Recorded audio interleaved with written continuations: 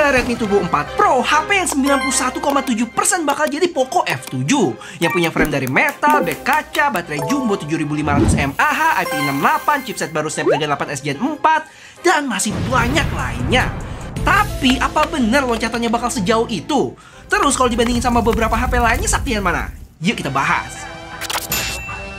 Jadi langsung aja ke bagian yang paling bikin gue penasaran, yaitu seberapa sakti si Snapdragon 8 Gen 4 ini. Terutama kalau dibandingin sama saudara-saudaranya, yaitu Poco F6 dengan 8 Gen 3-nya, Dimensity 8400 Ultra di X7 Pro, dan Snapdragon 8 Gen 3 di Poco F7 Pro.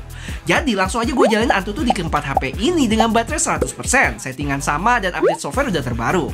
Hasilnya sesuai urutannya, 1,4 juta di Poco F6, 1,6 di Poco X7 Pro, 1,8 di Redmi Turbo 4 Pro, dan 1,9 di Poco F7 Pro.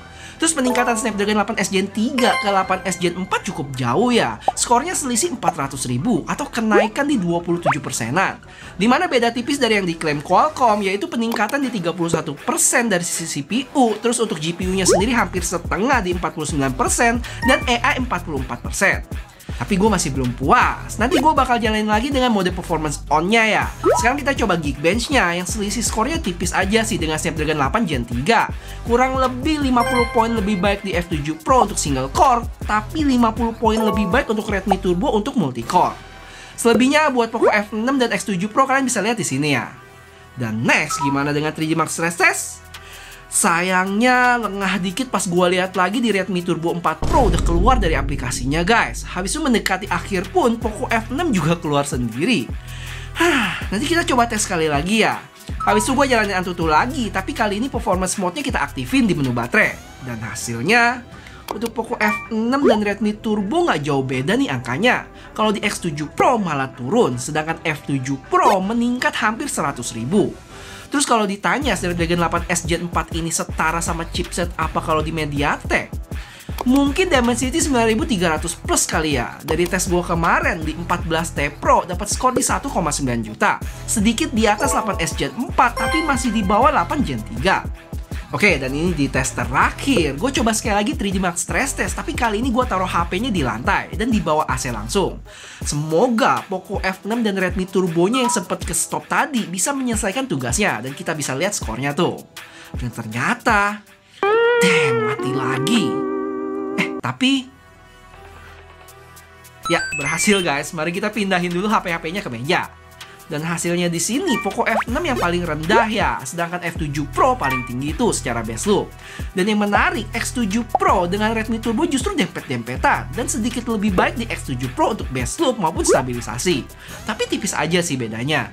Dan kalau kita scroll ke bawah bagian performance monitoring, mulai dari baterai, Poco F6 berkurang 14%, X7 Pro 11%, dan Redmi Turbo paling hemat di 9%, dan F7 Pro di 11%.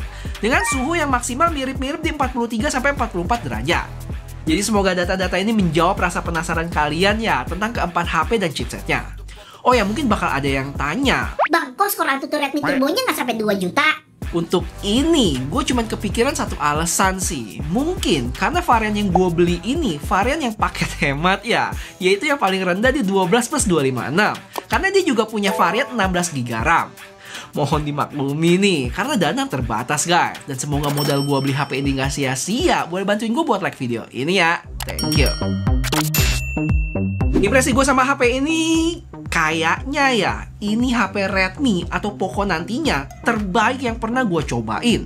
Gak cuma desain yang minimalis, yang mana ini mirip banget sama Poco X7 Pro, tapi ditambah dengan feel-nya yang lebih premium dengan back glass dan frame metal. Agak lebay ya, tapi emang ini yang gue rasain sih. Apalagi punya back yang matte finish gitu, jadi sangat minim buat nempel jiplakan sidik jari. Cuma gue harus bilang juga kalau HP ini lebih gede dan berat dibanding Poco F6 dan X7 Pro. Cukup berasa bedanya. Secara tinggi dan lebar terpaut hampir 3 mili dengan berat lumayan beda loh di atas 20-40 gram. Kalau misalnya gue berdiriin sama Poco F6 gini cukup kelihatan tuh Redmi Turbo ini lebih gede. Dan yang menarik untuk tebal, walaupun secara angka sama-sama di 8 mili, tapi kelihatan Poco F6 lebih tipis.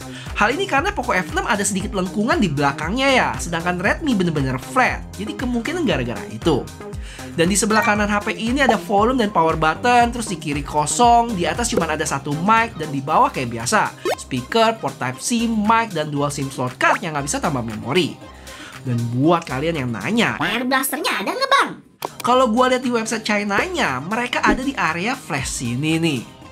Dan lanjut kita ke bagian depan yang punya ukuran layar di luar kebiasaan, yaitu 6,83 inch, bukan 6,67. Yang kalau gua kepoin, layar 6,67 inch itu udah dipakai dari Poco F2 Pro sampai Poco F7 Pro dan Ultranya.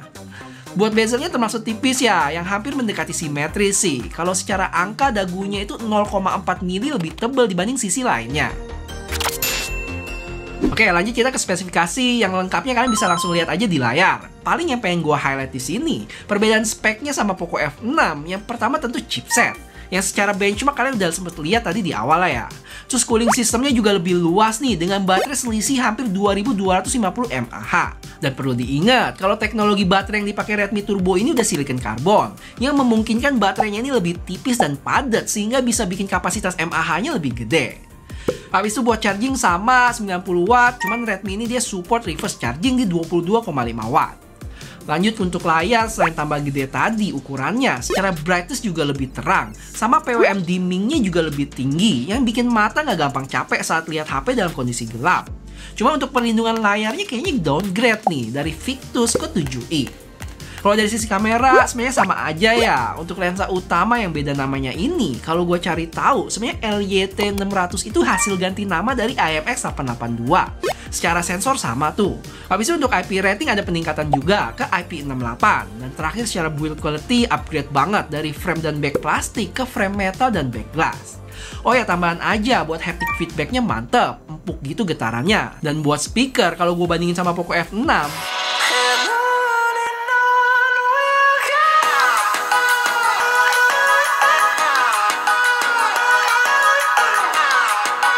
gimana guys? Kalian udah mulai melayang dan gak sabar incer Poco F7 regular?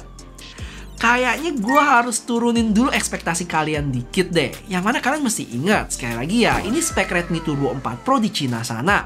Emang kemungkinan besar bakal jadi Poco F7, tapi dari pengalaman sebelumnya ada spek yang diturunin saat launching globalnya. Terakhir yang masih gue ingat di Poco X7 Pro kemarin, yang merupakan hasil rebranding dari Redmi Turbo 4 biasa, bukan Pro ya. Dimana kapasitas baterainya dipangkas dari 6550 mAh ke 6000. Jadi jangan terlalu berekspektasi tinggi dulu ya. Cuman yang pasti yang kalian bisa lakuin sekarang adalah subscribe channel ini buat yang belum ya. Biar nanti pas Poco F7 versi globalnya udah tersedia, kalian gak ketinggalan video dari gua. Ya, oke, buat gaming kayaknya ada yang aneh deh dari tes gua.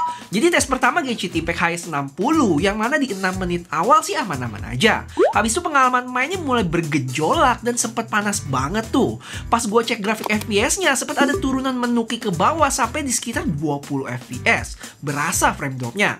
Tadinya gua mikir apa tools FPS gua yang ngaco ya. Tapi pas di double check di FPS tools HP-nya, ternyata sama, ada turunan tajam dan ini kejadian beberapa kali.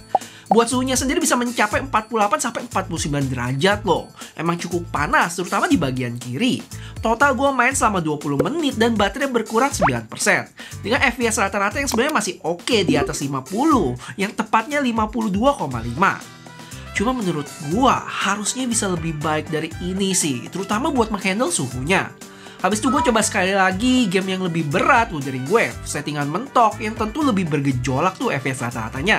Dapat di 46,8. Untuk suhu termasuk tinggi juga, walaupun gak setinggi sebelumnya di 45 derajat. Dengan baterai berkurang 10% selama 20 menitan main. Entah kenapa lihat hasil ini, feeling gue berasa pengalaman gaming di HP ini belum optimal deh. Karena kalau dibandingin sama Poco X7 Pro masih lebih baik di sana, walaupun bedanya nggak yang jomplang juga. Apakah ini gara-gara chipset baru dan butuh penyesuaian dari update software? Gimana menurut kalian? Oke guys, mari kita bahas kameranya sekilas. Yang secara video bisa shoot 4K 60 fps kamera belakang. Dan buat kamera depannya dia bisa shoot sampai 1080p 60 fps ya. Yang punya dynamic range ya oke aja sih. Kalau nggak terlalu backlight masih mending. Kalau udah backlight gini lumayan putih nih dia. Terus ini kita coba tes untuk fokusnya. Wah lihat tuh bokeh naturalnya sih mantep ya. Dan fokusnya cepat juga sih. Lanjut buat zoomnya sendiri untuk foto, dia bisa mentok sampai 10 kali ya. Habis itu videonya kalau kita mau ngezoom sampai 6 kali. Itu satu hal baru yang gue ketemu, yaitu sekarang kamera app-nya lebih simple ya. Udah nggak ada menu more di ujung. Kalau mau akses tinggal swipe ke atas. Terus buat settingannya sekarang lebih rapi, dibagi jadi 3. Ada foto, video, sama general. Dan terakhir, sekalian kalian kasih tahu gua apakah lensa utamanya ini masih endut-endutan nggak sih kalau dibawa jalan? Kalian coba kasih tahu gua deh. Oh ya, sebelum ngomongin varian, harga dan prediksi si Poco F7 regular, mari kepoin dikit unboxingnya yang sekejap aja, karena boxnya sama persis kayak Redmi Turbo 4 kemarin, cuman ditambahin tulisan Pro aja tuh. Di dalamnya ada box lagi isi SIM ejector, kertas yang sering ditelantarkan, dan case elastis hitam. Terus ada HP-nya yang kita kesampingin dulu, habis itu kepala charger 90 watt dan kabel chargeran Type A ke Type C. Pas dinyalain agak beda nih, disambut tulisan Redmi warna merah loh. Padahal di versi non-Pro-nya kemarin putih biasa. Terus pakai HyperOS 2 berbasis Android 15 yang gua setup dulu kayak biasa, regi sidik jari, dan setelah kelar bloatware-nya cukup banyak nih. Gak heran sih, karena ini tipikal HP China ROM. Dan pas gue cek storage-nya udah kemakan 30GB dan diminta update software 600-an mega. Oh ya, tapi bloatware susah juga ya ngomong cepet gitu. Oh ya, tapi bloatware tadi bisa di-uninstall ya. Dan jangan lupa kita install Google Play Store dulu yang ngumpet di app bawaan Xiaomi yang namanya Get Apps. Yang pasti buka, kita tunggu bentar nanti bakal nongol Google Play Store. Klik update, tunggu kelar install, dan login kayak biasa. Beres. Jadi HP ini punya 3 warna ya, ada hijau, putih, sama hitam. Khusus buat hijaunya, dia punya tekstur back yang agak beda nih. Ada garis di tengah kayak belah 2 dan lebih glossy. Buat variannya banyak banget. Ada yang RAM 12GB dan yang 16GB. Harganya mulai dari 5,1 juta sampai 7,3 untuk varian 16 plus 1 tera. Dan ini harga normalnya ya. Kalau gue cek di website, mereka lagi ada diskon sekitar 200 yuan atau 400 ribuan rupiah. Habis itu dia ada special edition juga yang Harry Potter buat varian 16 plus 512 seharga 6,9 juta.